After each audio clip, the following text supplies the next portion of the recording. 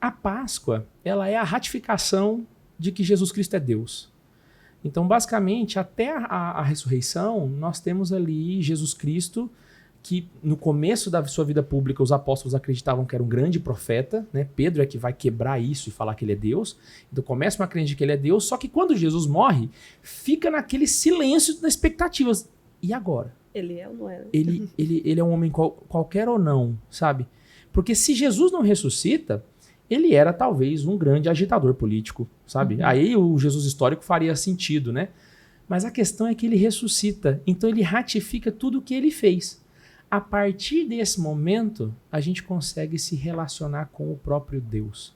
Porque nós estamos nos relacionando com uma pessoa que provou para nós que é o Senhor da morte também.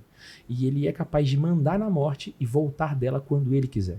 Ou seja, se ele ressuscitou porque quis, significa que ele também morreu porque quis. Porque poderia não ter morrido, já que ele é Senhor da morte. Então, pensando por esse lado, a gente começa a entender que a Páscoa, ela não é simplesmente a festa, ela não é a festa mais importante numa questão hierárquica, né? A gente não está colocando uma lista e colocando aqui a Páscoa em primeiro lugar. Não. A Páscoa ela é mais importante porque é ela que dá sentido para toda a liturgia católica. Tanto que se a gente for parar para pensar, até mesmo no ato da confissão, né? O sacerdote, no ato da absolvição, ele lembra de Jesus Cristo que redimiu o homem através da sua crucificação. A Páscoa é sempre lembrada nos atos litúrgicos. Então, sem Páscoa, não haveria sacramento, não haveria liturgia, não haveria igreja. É literalmente o que São Paulo fala, né? Em vão seria qualquer coisa que a gente pensasse em fazer. Então, a partir desse momento, a gente começa a entender que se eu vivo a Páscoa do jeito que ela é de fato, eu começo a amar a Páscoa de verdade. Eu vejo muitas vezes o pessoal comentando, né? Uma vez eu estava conversando com uma amiga e aí ela estava tendo algumas desilusões amorosas, sabe? Quem nunca? E aí ela conversando comigo, eu só queria alguém que me amasse como eu sou, né? E é o jeito que Deus nos ama como nós somos. Porque Deus é a verdade, ele olha para nós, ele sabe o que nós somos, e exatamente por saber o que nós somos, ele ama de verdade, porque ele ama aquilo que a gente é.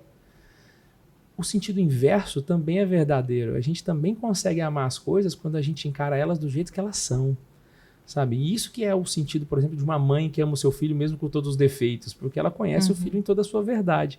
Então a gente só consegue amar os atos litúrgicos, como a igreja pede pra gente fazer, se a gente entende o que eles são e para que eles servem. Então, basicamente, a gente começa a entender que a Páscoa, por ratificar o que Deus é, que Jesus Cristo é Deus, dá sentido a todos os outros atos que nós fazemos na igreja. Simplesmente qualquer coisa que nós chamemos de igreja católica, ou algo que orbite isso que a gente chama de igreja católica, deixaria de existir. Esse podcast não faria sentido se Jesus não tivesse ressuscitado, sabe? A gente seria simplesmente mais um podcast de um movimento aí, da galerinha, que talvez nem seria porque não duraria tanto tempo, né? Mas, basicamente, a gente realmente tem que entender que não é que a gente tem que colocar a Páscoa no centro. A Páscoa ela já está no centro, é a gente que não entendeu isso. A gente tem que realmente colocar o nosso cérebro no lugar e fazer, então é ali que está a Páscoa, né? E aí a gente acha a Páscoa de fato para poder viver ela.